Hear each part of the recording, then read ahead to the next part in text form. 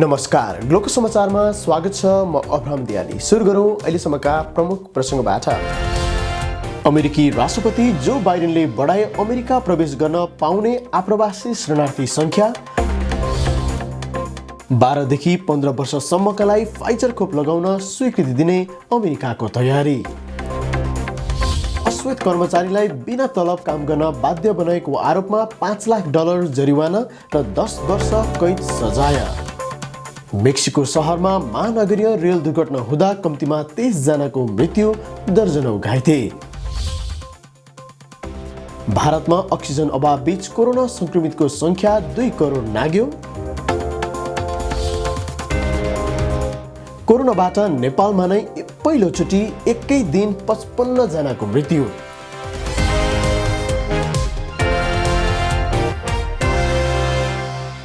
अमेरिकी सरकारसँग आधिकारिक रूपमा दर्ता गरी सञ्चालनमा आएको ग्लोकल प्लेटफर्मबाट दैनिक रूपमा देश तथा विदेशका घटनाहरू जस्ताको तस्तै ग्लोकल समाचार मार्फत हामीले निरन्तर प्रस्तुत गर्दै आइरहेका छौँ।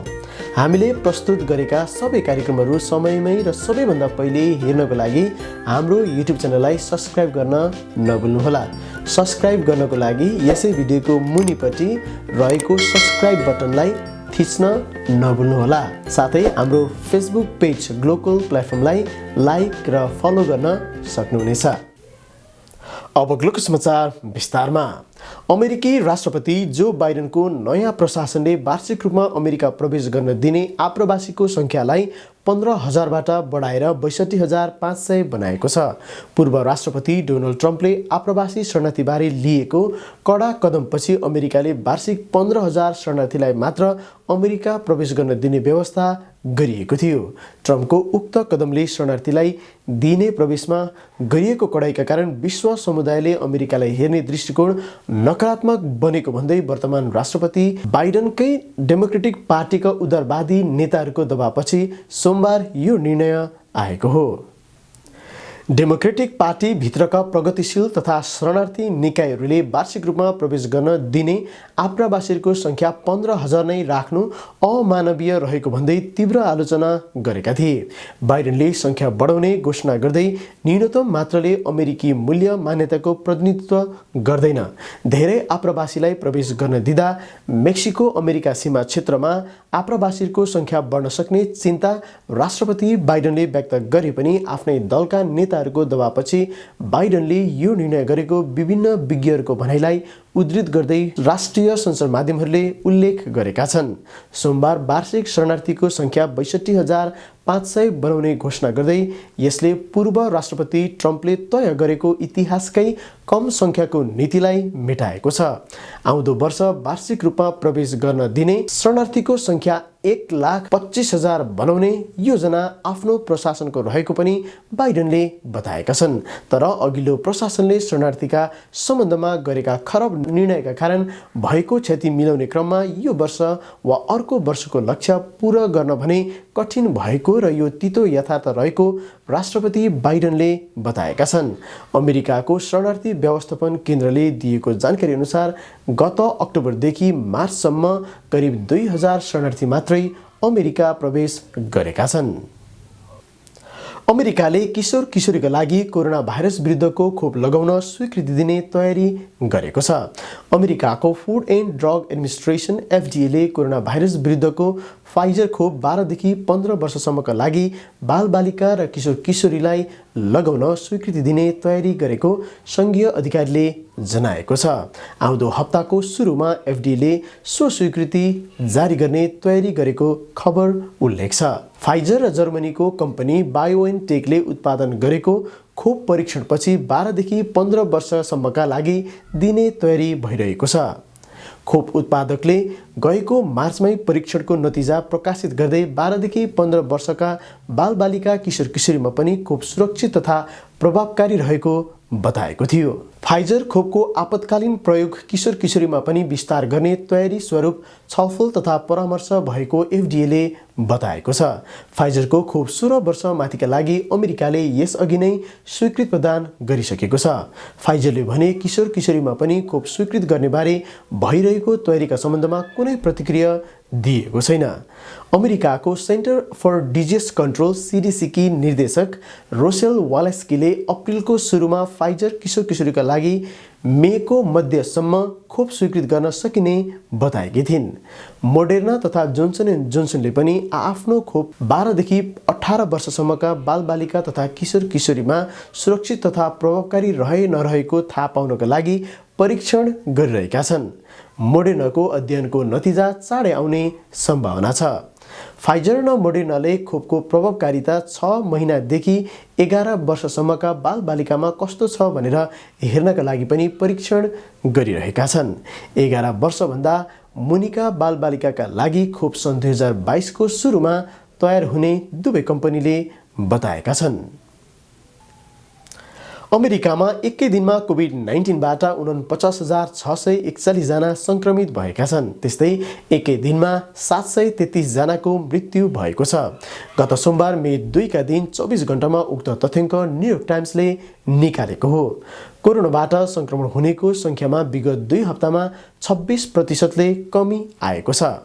अमेरिकामा अहिलेसम्म कम्तीमा 24 करोड 67 लाख 80,203 जनाले प्रथम खोप लगाएको जानकारी अमेरिकी रोग नियन्त्रण तथा रोकथाम केन्द्र CDCले जनाएको छ। अमेरिकामा हालसम्म कुल 5,77,378 जनाको निधन भएको छ भने 2 हप्तामा निधन हुनेको संख्यामा 3%ले घटेको छ।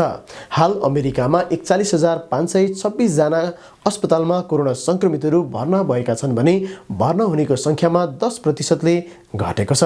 हालसम्म अमेरिकामा 1,68,03,938 जना कोरोना संक्रमितहरू संक्रमणमुक्त भइसकेका छन्।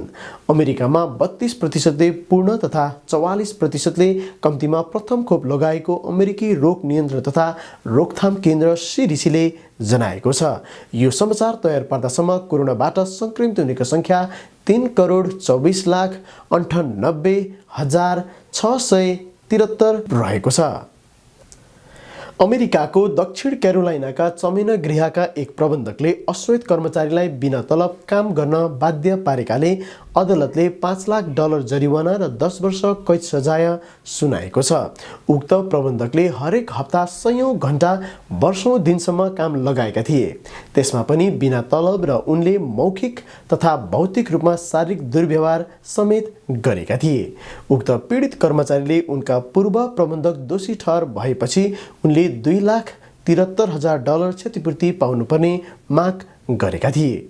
उक्त रकम प्रारम्भिक चरणमा क्षतिपूर्ति रकम एकदम कम भएको अपिल अदालतले गत अप्रिलमा फैसला सुनाएको थियो। उक्त रकम भन्दा दोब्बर प्राप्त गरेको हुनुपर्ने भन्दै $5,46,000 व्यवस्थापकबाट संघीय श्रम कानुनको हिसाब र नियम अनुसार फैसला सुनाएको छ।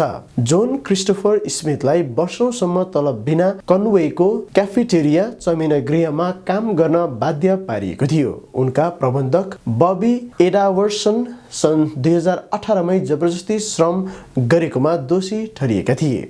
श्रमिक र पीडित व्यक्ति बौद्धिक अपङ्ग रहेको अश्वेत स्मिथलाई दुर्व्यवहार गरेको आरोपमा 10 वर्षको जेल सजाय सुनाइएको छ। मेक्सिको शहरमा महानगरीय रेल दुर्घटना हुँदा कम्तीमा 23 जनाको मृत्यु भएको छ भने दर्जनौं घाइते भएका छन्। उक्त रेलगाडी सडकमा दुर्घटनाग्रस्त भएको हो। मेक्सिको शहरका नगर प्रमुखले भने मरेकाहरूमा दुर्भाग्यवश बच्चाहरू पनि छन्। मेक्सिको शहरको महानगरीय रेलगाडी एक हवाई पुल पार गरेपछि सोमबार राति बिग्रिएपछि कमसेकम 23 व्यक्तिको मृत्यु र दर्जनौं घाइते भएको जनाएको छ। यो मेक्सिको सिटीको भूमिगत मार्ग हालसालै निर्माण गरिएको पटरी 12 भूमिगत मध्य भाग हुँदै केन्द्रीय भाग हुँदै बाहिर निस्कन्छ। 65 जना मध्ये कम्तीमा 49 जना घाइतेहरूलाई अस्पताल पठाइएको छ, जसमा 7 जना गम्भीर अवस्था र शल्यक्रिया भइरहेको अधिकारीले जनाएका छन्। भारतमा कोभिड संक्रमण पुष्टि हुनेको संख्या 2 करोड नागेको छ, तर सरकारले संक्रमितको संख्या घटिरहेको जनाएको छ। मंगलबार थप 3,55,000 नयाँ संक्रमित थपिएका छन्, जुन अप्रिल 30 तारिखमा देखिएको 4 लाख दैनिक संख्या भन्दा कम हो। तर परीक्षण संख्या पनि घटाइएको छ। र भारतमा साँच्चै संक्रमित हुनेको संख्या निकै धेरै भएको आशंका पनि गरिएको छ। अप्रिलको सुरु यता दोस्रो लहर सुरु भएको महाराष्ट्र राज्यमा संक्रमितको संख्या निरन्तर रूपमा घटिरहेको छ। यसैबीच अक्सिजन अभावको अवस्थामा सुधार हुने कुनै संकेत देखिएको छैन र राजधानी दिल्ली लगायतका थुप्रै शहरमा उपचारका लागि मानिसहरू सङ्घर्ष गरिरहेका छन्। मानिसहरूको ठूलो भेला हुने सार्वजनिक पर्व र चुनावी र्यालीमा सुरक्षा मापदण्ड पालना नहुँदा पनि त्यसले भारतमा दोस्रो लहरका बेला अस्पतालहरूमा भिड बढेको हो। परीक्षण, रोग पहिचान र उपचार लगायत सघन उपचार सेवा तथा अत्यावश्यक औषधिमा ढिलाइ हुँदा पनि त्यसले मृत्यु हुनेको संख्या बढाएको छ। भारतमा भाइरसका कारण मृत्यु हुनेको संख्या 2,22,000 पुगेको छ। तर विज्ञहरू भने मृत्युको संख्या निकै कम मात्र गणनामा आएको बताउँछन्। आधिकारिक तथ्याङ्क र मानिसहरूले शवदाह गृहमा देखेको शवको लामो लाइन बीच तालमेल नभएको उनीहरू बताउँछन्। शहरमा सामूहिक शवदाह गर्न अस्थायी चिताहरू बनाइएका छन् र शवदाह जलाउन वा गाड्न ठाउँ अभाव भएको छ। थुप्रै शहरहरूमा नयाँ प्रतिबन्धहरू लगाइएको छ। पूर्ण लकडाउनबाट रात्रिकालीन कर्फ्यू समेत लगाइएको छ। दैनिक 13,000 दैनिक संक्रमित संख्या देखिएको उत्तर राज्य बिहारमा पूर्ण लकडाउन गरिएको छ र अत्यावश्यकीय सेवा मात्रै खुलेको छ। पछिल्लो 24 घण्टामा नेपालमा कोरोनाबाट 55 जनाको मृत्यु भएको छ। विगत 24 घण्टामा 55 जनाको कोभिड-19बाट मृत्यु भएको स्वास्थ्य तथा जनसङ्ख्या मन्त्रालयले जनाएको छ। एकै दिन कोरोनाबाट यति धेरै मृत्यु भएको पहिलो पटक हो। यसअघि गत बिहिबार एकै दिनमा 35 जनाको मृत्यु भएको थियो। हालसम्म नेपालमा कोरोनाबाट मृत्यु हुनेको संख्या 3,417 पुगेको छ। त्यस्तै 2,87,790 जना कोरोना लागेर निको भएका छन्। पछिल्लो 24 घण्टामा अहिलेसम्मकै धेरै संक्रमित थपिएका छन्। आज 7,660 जना संक्रमित थपिएको मन्त्रालयले जनाएको छ। विश्वकै धनाढ्य बिल गेट्सले आफ्नो श्रीमती मेलिन्डासँग सम्बन्ध विच्छेद गरेको जनाएका छन्। विवाहको 27औं वर्षमा सल्लाह गरेरै सम्बन्ध विच्छेद भएको बिल गेट्सले ट्विटर मार्फत जनाएका छन्। सम्बन्ध विच्छेद भए पनि बिल एन्ड मेलिन्डा गेट्स फाउन्डेसनमा भने मिलेर काम गर्ने उनले बताएका छन्। यो सहयोगी संस्था सन् 2000 मा स्थापना भएको थियो। मेलिन्डाले वाशिंटन स्थित किङ काउन्टीमा सोमबार सम्बन्ध विच्छेदका लागि निवेदन दिएकी थिइन्। सम्बन्ध विच्छेदमा मेलिन्डाले के कति दावी गर्ने भन्ने विषयमा केही खुलाइएको छैन। हाल बिल गेट्सको सम्पत्ति $137 बिलियन रहेको ब्लुमबर्ग बिलियनियर्स र्याङ्किङलाई उद्धृत गर्दै CNN ले जनाएको छ। सन् 1987 मा न्युयोर्कमा उनीहरू बीच पहिलो भेट भएको बताइएको छ। त्यसपछि सन् 1994 मा हवाईमा बिहे गरेका थिए बिल गेट्स जोडीले। अब खेलकुद समाचार। भारतमा भइरहेको इन्डियन प्रिमियर लिग IPL को 14औं संस्करण अनिश्चितकालका लागि स्थगित भएको छ। कोरोना भाइरसको संक्रमण दर बढ्दै गएपछि भारतीय क्रिकेट कन्ट्रोल बोर्ड BCCI ले IPL स्थगित गरेको हो। BCCI र IPL को गभर्निङ काउन्सिलको आपतकालीन बैठकले तत्कालै लागू हुने गरी IPL को यस सिजन स्थगित गर्ने निर्णय गरेको एक प्रेस विज्ञप्ति मार्फत जानकारी दिएको छ।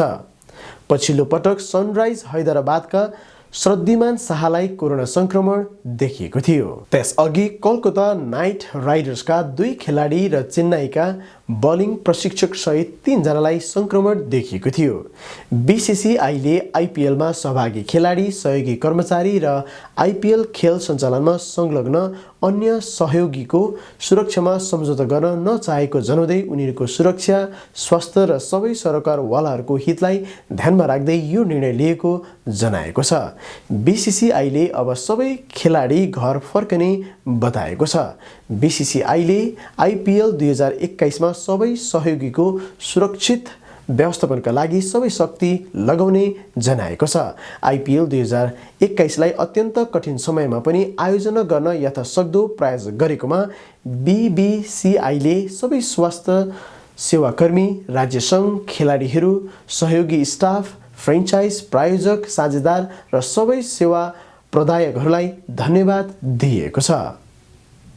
स्पेनिस ला लिगको चौथो स्थानमा रहेको सेभिला एथलेटिक बिलबाओसँग 1-0 पराजित भएको छ। सोमबार राति घरेलु मैदानमै भएको खेलमा अन्तिम मिनेटमा गोल बेहोरेपछि सेभिया पराजित भयो। यस हारले सेभियाको उपाधि होड कमजोर बनेको छ। बिलबाओलाई 3 अङ्क दिलाउन खेलको 90औं मिनेटमा यानिकि विलियम्सले निर्णायक गोल गरे। यस जितपछि बिलबाओले 34 खेलबाट 45 अङ्क जोड्दै 9औं स्थानमा उक्लिएको छ। समान खेलबाट सेभियाको 70 अङ्क छ। लिगमा 4 चरणको खेल बाँकी रहँदा एटलेटिको मैड्रिड 76 अङ्कसहित शीर्ष स्थानमा छ भने रियल मैड्रिड र बार्सिलोनाको समान 74 अङ्क छ। ग्लोको समाचार सकिनअघि मुख्य समाचारका शीर्षकहरू पुनः एकपटक। अमेरिकी राष्ट्रपति जो बाइडेनले बढाए अमेरिका प्रवेश गर्न पाउने आप्रवासी शरणार्थी संख्या। 12 देखि 15 वर्षसम्मका लागि फाइजर खोप लगाउन स्वीकृति दिने अमेरिकाको तयारी। अश्वेत कर्मचारीलाई बिना तलब काम गर्न बाध्य बनाएको आरोपमा $5 लाख जरिवाना र 10 वर्ष कैद सजाय। मेक्सिको शहरमा महानगरीय रेल दुर्घटना हुँदा कम्तीमा 23 जनाको मृत्यु, दर्जनौं घाइते। भारतमा अक्सिजन अभाव बीच कोरोना संक्रमितको संख्या 2 करोड नाग्यो। कोरोनाबाट नेपालमा नै पहिलोचोटि एकै दिन 55 जनाको मृत्यु।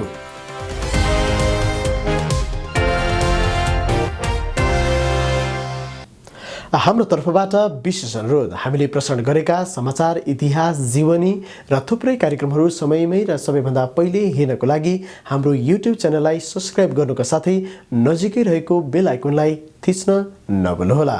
हाम्रो फेसबुक पेजलाई लाइक र फलो गर्न सक्नुहुनेछ। साथै हाम्रो कार्यक्रम राम्रो लागेमा तपाईको आफन्त, परिवार र साथीहरूमा शेयर गर्न सक्नुहुनेछ। हवस् त, ग्लोको समाचार अहिलेलाई यति नै। अर्को समाचार लिएर पुनः उपस्थित हुने बाचाका साथ न्युज रुमबाट म र मेरो सम्पूर्ण युनिटलाई बिदा दिनुहोस्। ग्लोकल प्लेटफर्म हेर्दै र पढ्दै गर्नुहोला। नमस्कार।